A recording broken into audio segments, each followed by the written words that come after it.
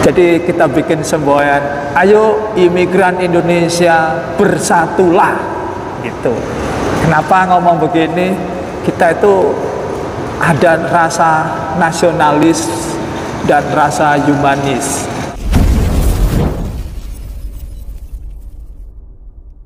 Hey, halo teman-teman Indofili Channel. Selamat jumpa lagi dengan saya Cairul. Ya, ini sore yang paling segar, sejuk di musim panas. Karena kemarin baru hujan, tadi pagi hujan, semuanya dibasahi, jadinya segar udaranya, nggak begitu panas. Asik.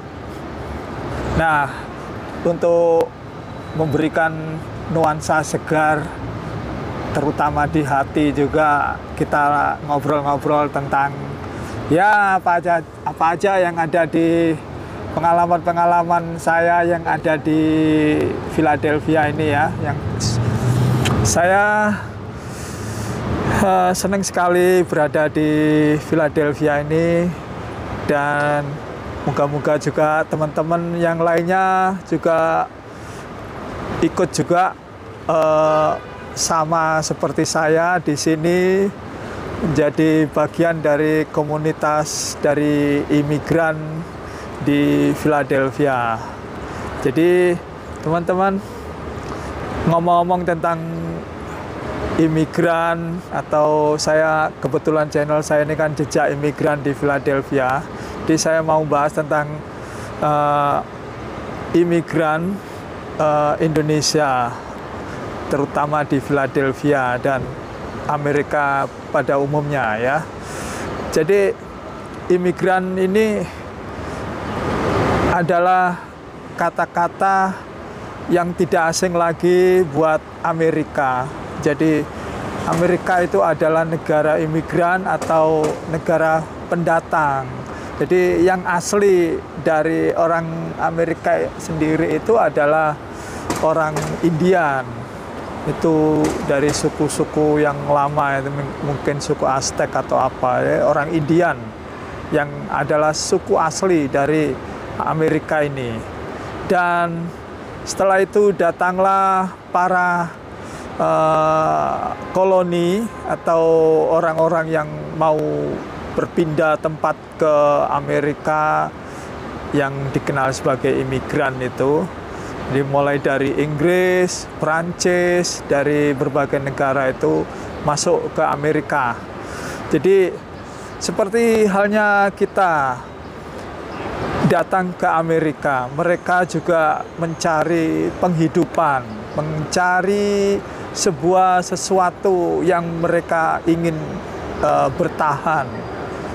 Yaitu apalagi kalau nggak kehidupan, mereka bisa hidup di suatu tempat baru, mendapatkan ya bisa makan, minum, dan lain-lainnya. Pokoknya mendapatkan keinginannya untuk bisa survive atau bertahan hidup. Nah, sama juga dengan para imigran yang ada di Amerika dulunya, misalkan dari Inggris, Prancis, Itali, dan semuanya yang berada di sini di Amerika, itu ada satu tujuan, yaitu dia kepingin mendapatkan kebahagiaan, yaitu salah satu itu, yaitu kalau di sini dikenal dengan pursuit of happiness dan liberty atau kebebasan. Itulah hak-hak yang dimiliki oleh kita, yang melekat pada diri kita, yang diberikan oleh Sang Pencipta, yang hak-hak itu selalu dilindungi dimanapun sesuai dengan piagam PBB tentang Deklarasi of Human Rights. Jadi itu adalah hak dasar atau hak asasi manusia kita. Nah, apa sih hubungannya dengan orang-orang Indonesia yang masuk ke Amerika, iya memang sama. Teman-teman orang Indonesia itu silakan masuk ke Amerika, silakan menjadi imigran di Amerika. Banyak sekali cara menjadi orang Amerika, menjadi tinggal dan menetap di Amerika. Itu banyak sekali caranya. Ada yang dia melalui sekolah, ada yang melalui istri atau suami yang sponsori, ada yang melalui lama di sini tiba-tiba disponsori. Apalah pokoknya kita itu nggak ngerti nasib kita bagaimana setelah kita berada di Amerika. Yang jelas kita waktu berada di Amerika itu kita punya insting, yaitu survive atau untuk bertahan hidup. Ya salah satunya ya kita harus cari makan atau cari kerja, dapat kerja gitu. Nggak peduli itu jadi orang resmi atau jadi orang yang tidak resmi. Misalnya orang yang punya surat atau tidak punya surat. Semuanya punya hak dasar, yaitu yang dilindungi seluruh dunia, yaitu pursuit of happiness dan liberty. Selama kita tidak mengganggu orang, mengganggu hak-hak orang, atau tidak berbuat kriminal istilahnya itu. Nah itu kita silakan untuk mencari istilahnya kebahagiaan atau pursuit of happiness. Kok lagi-lagi ngomongin pursuit of happiness? Pursuit of happiness terus. Ya, kenapa memang saya ngomong begini? Karena untuk di Amerika sendiri, pursuit of happiness ini tercantum di dalam konstitusi. Sekali lagi, saya tegaskan bahwa pursuit of happiness, liberty, freedom of speech, dan lain-lain itu tercantum di dalam konstitusi of Declaration of Amerika.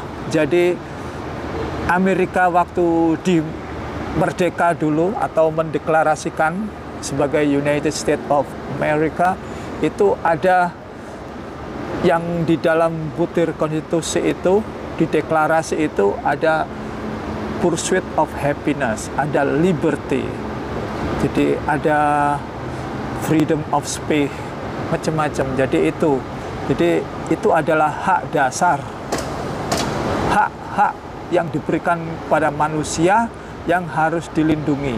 Jadi hak-hak itu ada sejak manusia lahir, yang diberikan oleh pencipta kita atau Tuhan lah. Jadi orang menyebut Tuhan atau orang di sini itu kreator atau pencipta yang memberikan kita waktu lahir, yaitu hak-hak yang tidak boleh dihapus, yang harus dilindungi, harus dipertahankan, harus dijaga, harus diprotek. Salah satunya yaitu pursuit of happiness. Nah, alasan orang-orang berimigran ke Amerika salah satunya yaitu adalah pursuit of happiness. Ada namanya untuk mewujudkan the American Dreams, katanya begitu.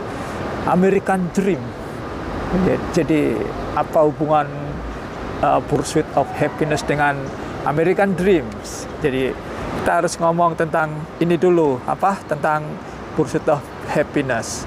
Nah, teman-teman orang-orang Indonesia yang ada di Amerika dan yang khususnya di Philadelphia itu adalah menjalankan salah satu dari yang ada di konstitusi Amerika itu, yaitu pursuit of happiness.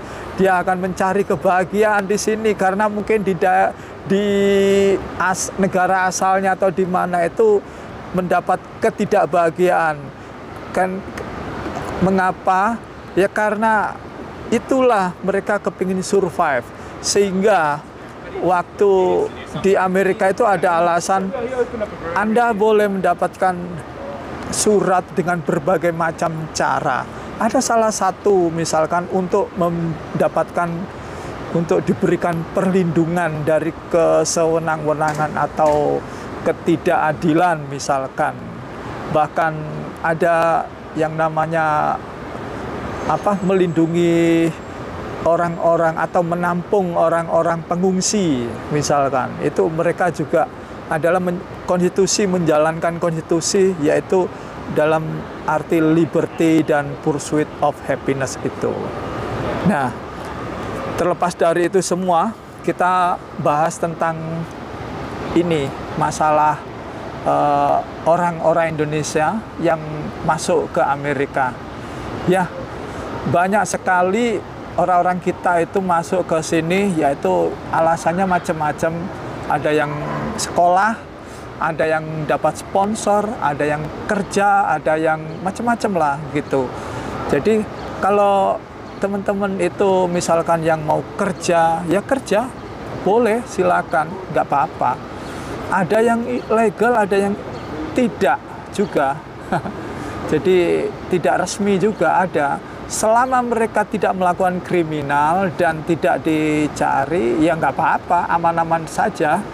Jadi selama ada yang, istilahnya itu begini, kerja kita itu selama ada yang memberikan pekerjaan dan membayar gaji kita, ya kan nggak apa-apa. Oh, nggak ada yang bayari. Istilahnya itu sponsor kecil-kecilan lah, membiayai, ada yang membiayai hidup. Mereka juga para yang mempekerjakan kita itu juga mendapatkan imbalan juga. Dan problemnya kalau mereka tidak bayar pajak atau bagaimana gitu ya, berarti ya oke, mungkin bayar pajak itu menjadi debatable atau perdebatan.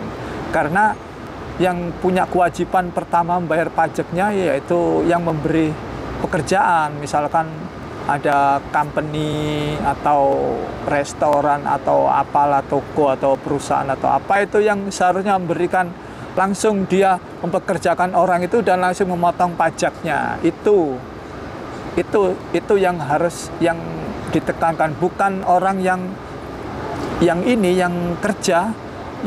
kerja ini langsung ini harus berapa, company-nya itu loh yang harus membayarkan pajaknya dia. Karena apa? Banyak yang company atau restoran atau apa yang tidak membayarkan pajak dari orang-orang yang dipekerjakan itu gitu. Jadi ya kita boleh membela diri seperti itu. Kita bisa membayar pajak, bisa, ada ketentuan, ada ininya semuanya. Jadi ada surat-surat yang bisa untuk membayar pajak itu, namanya sudah saya sebutkan di video saya yang dulu itu. Kalau kita kepingin bayar pajak, ada namanya surat ini namanya, yaitu ITIN. Itu surat untuk bayar pajak kalau diperlukan untuk bayar pajak. Biasanya ada orang-orang yang tidak membayar pajak karena perusahaannya nggak mau bayar. Itu bukan karena kita nggak mau bayar, karena perusahaannya atau restoran atau apalah itu tidak mau membayarkan pajaknya. Jadi mereka dibawa misalnya dibayar cash, bayar lepas gitulah. Itu salah satu pekerjaan. Tapi kita mau bayar pajak, ya nggak apa-apa. Bagus sekali kalau kita mau membayar pajak. Itu keuntungan bagi Amerika. Kita nggak bayar pajak, ya yang perusahaan itu yang nanggung bayar pajaknya nantinya. Sebenarnya kita sudah bayar pajak melalui perusahaan itu. Itu sebenarnya secara implisit. Jadi tapi kita tidak bisa menikmati pengembalian. Jadi sebenarnya kita itu sudah terbayarkan pajaknya kita, tapi kita orang yang terkalahkan lagi, bahwa kita karena tidak punya status bagus, tidak punya surat-surat, sehingga kita tidak bisa menerima kembalian pajak itu ke kita. Itu satu. Dan kita juga dapat asuransi kesehatan, jaminan yang lain-lainnya. Nah, kemudian banyak sekali para imigran itu bersatu, terutama imigran-imigran dari Meksiko. Mereka bersatu kuat untuk melindungi teman-temannya, bagaimana berusaha untuk mereka tidak dikuyo-kuyo, apa ya, tidak maksudnya disengsarakan gitu loh. Masa sudah di sini, sudah kerja, sudah membantu ekonomi Amerika, masih tetap aja dihajar habis-habisan, mau dipulangkan yang seenaknya sendiri. Padahal hak konstitusi yaitu pursuit of happiness itu harus dilindungi. Semua, siapa saja yang ada di Amerika itu. Kemudian apalagi namanya orang selain orang-orang Amerika Latin, yaitu orang Asia, Filipino, orang Kamboja, Burma, Vietnam, India, semuanya mereka bersatu semua. Dan terakhir untuk orang Indonesia, kenapa kok kurang bersatu ya? Apa itu sudah budaya tidak bersatu? Padahal prinsip orang Indonesia itu adalah gotong royong, kemudian berbeda-beda tetapi tetap satu jua, sama dengan yang di Amerika ini. Motonya juga berbagai macam. Tapi saya merasakan gitu loh, untuk orang-orang kita itu kok bukannya tidak kurang bersatu. Saling tolong menolong oke, tapi kurang bersatu. Itu yang dirasakan kita. Apa karena kita itu punya ikatan yang kuat dengan bangsa atau nationnya. Jadi, tapi mereka yang lain-lain juga kuat, kayak Filipina, China, Vietnam, Kamboja, dan lain-lain itu semuanya juga kuat. Apalagi yang Amerika Latin juga sama. Ya, kita harus renungkan lagi mengapa teman-teman kita yang di Indonesia kurang bersatu ketika menjadi imigran terutama di Philadelphia di Amerika ini. Nah, seharusnya kita itu harus saling membantu, saling mengkuatkan. Jangan pandang bahwa kamu orang gelap, aku orang yang resmi, orang yang punya surat dan lain-lain. Itu sebenarnya tidak bagus lah gitu. Seharusnya bersyukur bahwa orang yang sudah dapatkan surat bagaimana, jangan mencemooh kepada teman-teman yang belum punya status resmi, atau bahkan mereka di sini itu juga tahulah, semua orang itu, semua negara itu rata-rata kalau ke sini ya mencari hidup yang lebih layak lagi. Salah satunya yaitu dapat kerjaan. Bagaimana sih? Itu kan naluri dari setiap orang, dari setiap manusia itu begitu. Apalagi dia punya keluarga, harus menghidupi keluarganya. Mungkin dari segi pemerintahnya kurang begitu optimal dalam memakmurkan rakyatnya mungkin. Jadi ya mereka punya inisiatif sendiri untuk bagaimana memakmurkan keluarga-keluarganya dengan mencari pekerja, berapapun bagaimanapun susah payahnya, bagaimanapun cara dan usahanya supaya masuk ke sini. Itu yang kita rasakan. Tapi dengan usaha-usaha yang seperti itu, kita harus appreciate, harus menghargai.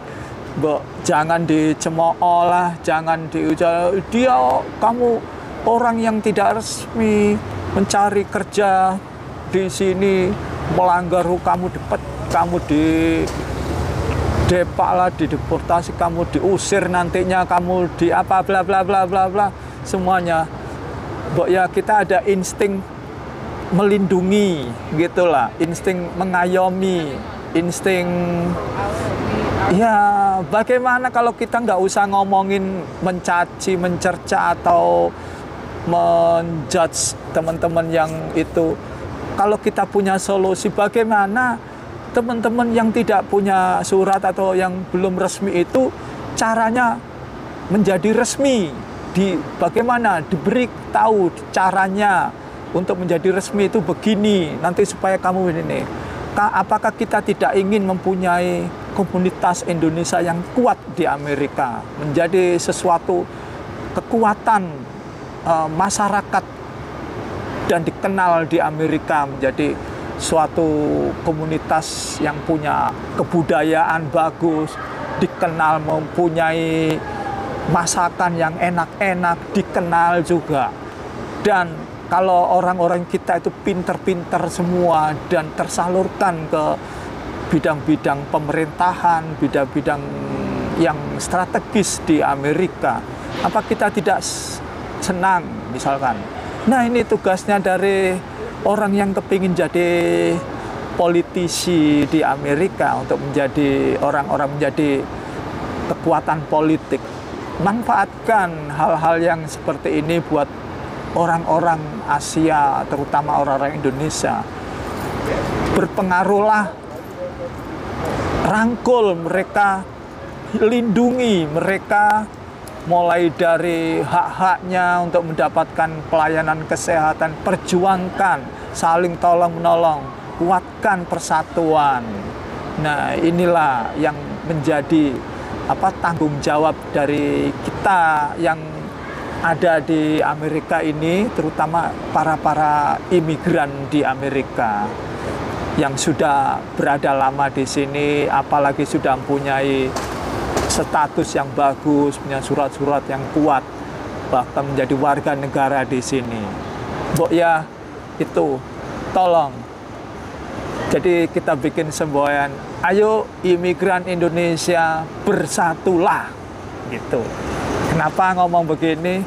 Kita itu ada rasa nasionalis dan rasa humanis. Jadi rasa kebangsaan kita meskipun saya tahu teman-teman yang sudah punya status warga negara di Amerika, mereka tidak akan meninggalkan kecintaannya kepada bangsa Indonesia. Mereka sangat-sangat cinta dengan budayanya, makanannya, dengan saudara famili, semuanya itu masih sangat ada ikatan kuat, ikatan batin untuk menjadi bagian dari Indonesia. Sama dengan negara-negara lain, India di sini semuanya sama. Mereka yang dikenal dengan diasporanya itu, mereka kepingin membangun negaranya melalui di Amerika, punya kesempatan besar di Amerika ini membangun komunitas, membangun kekuatan. Contoh sekarang Wakil Presiden Kamala Harris itu asli dari India, keturunan dari India maksudnya. Orang Indonesia punya hubungan historis, punya hubungan emosional dengan Presiden Obama, karena Obama kecilnya di Indonesia waktu dia masih kids gitu. Jadi sama dengan itu, kita punya andil besar, kita punya aset di Amerika ini. Makanan-makanan kita juga enak-enak disukai loh, karena kita belum aja mengenal, membuat lebih besar lagi event-event yang bagus, mengenalkan budaya-budaya kita. Jadi kita masih sibuk dengan yang lain-lainnya, yaitu saling sikut, senggol menyenggol, saling ya itu tadi merasa dirinya sok power, sok apa gitu. Jadilah orang yang humble, yang rendah hati, bukan rendah diri, rendah hati, sambil menolong sesama kita gitulah. Itu. Jadi saya kepingin keguyupan daripada teman-teman imigran Indonesia yang ada di Amerika, yang ada di Philadelphia, ada di seluruh dunia semuanya ya, itu bisa terjalin saling membantu. Dan kalau yang sudah dibantu juga jangan sok apa gitu, juga saling menguatkan karena kita itu saling membutuhkan. Jadi komunitas kuat Indonesia komunitas orang-orang Indonesia di Amerika itu kuat, kita bisa menjadi kuat. Apapun kita contohkan di Philadelphia. Dulu kita masuk belum ada apa-apa, masih mencari itu kayak agen kerja aja. Waktu itu masih orang-orang Kamboja, orang-orang Vietnam yang menguasai dan orang-orang Meksiko. Kita nggak punya siapa-siapa. Lambat laun karena kita itu banyak orangnya dan kita bisa melobi akhirnya kita punya agensi orang-orang Indonesia, bisa masukin kerja-kerja untuk orang-orang kita semua. Jadi sekarang sudah enak, tidak seperti dulu lagi, apalagi gaji sudah mulai ada taraf yang bagus. Dan agensi sudah tidak nakal-nakal seperti zaman dahulu karena semua orang sudah melek hukum dan siapa yang mau melanggar kita rame-rame hajar bareng-bareng supaya stop pelanggaran itu. Misalkan mencuri uang jam kerja dari beberapa pegawai gitu, pekerja gitu yang seharusnya diberikan. Itu kita punya advokasi, punya pembelaan. Jadi teman-teman yang di Amerika, yang terutama di Philadelphia itu karena kita sebagai imigran di sini jangan khawatir. Kita di sini alhamdulillah bisa mendapatkan pelayanan kesehatan, bisa mendapatkan sekolah yang untuk anak-anaknya yang lahir di sini bisa mendapatkan perawatan yang bagus kalau kita sakit, misalkan di rumah sakit besar, yang kelas juga. Kemudian kalau orang yang melahirkan juga, mereka dapat semacam perawatan mulai masa-masa mengandung sampai melahirkan. Jadi bayangkan itu masa mengandung itu gizi sudah disiapkan oleh pemerintah, diberikan namanya WIC, woman infant apa itu lupa saya, WIC namanya WIC itu untuk diberikan pada ibu yang sedang mengandung karena Amerika menghargai bahwa anak yang dikandung nanti kalau lahir di sini itu adalah aset dari bangsa, aset dari negara, aset dari bangsa dan negara Amerika. Itulah mereka harus diberikan gizi yang bagus, nutrisi yang cukup, yang bagus buat ibu dan anaknya. Setelah lahir dibiayai, kalau nggak mampu dibiayai oleh pemerintah dan bisa membayar dicicil atau yang sanggup bisa membayar cicil atau bagaimana, itu ada teknisnya sendiri, tapi semua penanganan prioritas diberikan di Amerika sini.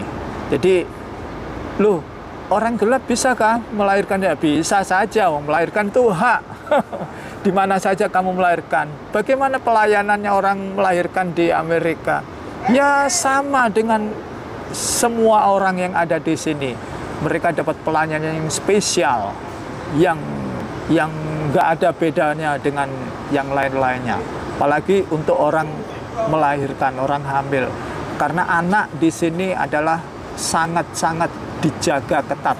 Sampai umur 18, sampai umur SMA, ya, lulus SMA. Mereka semuanya disubsidi oleh pemerintah kita. Dan sekolahnya dibiayai oleh pemerintah, gratis, alias gratis lah. Itu untuk kemakmuran di Amerika ya. Jadi tidak ada istilah kelaparan di sini, semuanya alhamdulillah bisa mendapatkan makan. Jangan ada yang ngomong bahwa di Amerika ada kelaparan, itu ya isu-isu. Kalau ada kelaparan langsung ngomong, ada hotline centernya. Saya nggak punya makanan, rame-rame akan memberikan makanan atau mensuplai. Mereka langsung tanggap di sini. Semua ada hotline-nya, ada apanya. Apalagi sejak krisis pandemik ini, itu semua fasilitas yang untuk makanan dan lain-lain itu banyak sekali lah, pokoknya banjir. Saya termasuk yang menikmati karena saya orang miskin. Jadi itu ya teman-teman, saya kembali lagi bahwa ayo para imigran Indonesia bersatulah. Kita bangun komunitas yang kuat dan kita kuatkan, kita promosikan bahwa Indonesia itu senang bergotong royong, orangnya ramah-ramah, makanannya enak, budayanya. Jadi itulah saya ajak kepada teman-teman imigran Indonesia di Amerika ataupun di mana saja, bersatulah, saling menguatkan, saling tolong-menolong, saling membantu, dan kuatkan komunitas kita dimanapun kita berada. Dan itu tadi, kalau kita kuat, kita akan mendapatkan banyak fasilitas atau banyak perhatian dari pemerintah. Terutama bagi teman-teman, jangan saling mematikan lah gitu. Kalau kita nggak ngerti ya sudah, kita beri pengertian yang bagus. Kalau kita nggak tahu bagaimana untuk memberikan solusi, ya kita diam aja, atau janganlah mencaci gitulah pokoknya. Kasihan, hargai usaha-usaha dari mereka yang sudah bersusah payah untuk mencari pursuit of happiness itu tadi. Karena jangan sampai pursuit of happiness itu kan anugerah dari Tuhan, dari Kreator. Kalau kita mencerca dari pursuit of happiness itu, kita sama dengan kurang bersyukur atau mencerca dari yang memberi sang pencipta itu tadi. Ya, kita ingin budaya kita itu maju di Amerika. Kita kepingin makanan kita itu dirasakan oleh lidah orang-orang Amerika. Kita ingin kebersamaan atau sopan santun kita, kegotong royongan kita itu dirasakan juga, dinikmati oleh orang-orang Amerika, ditiru, diteladani juga oleh orang-orang sini. Jadi begitulah dari saya. Semoga video kali ini bisa memberi semangat kita untuk mencari kebahagiaan atau pursuit of happiness. Selamat apa saja beraktivitas. Semoga kita tetap diberikan kesehatan dan selalu happy. Bye-bye. Ya teman-teman, terima kasih sudah menyaksikan channel saya. Dan jangan lupa untuk subscribe, like, and comment yang positif.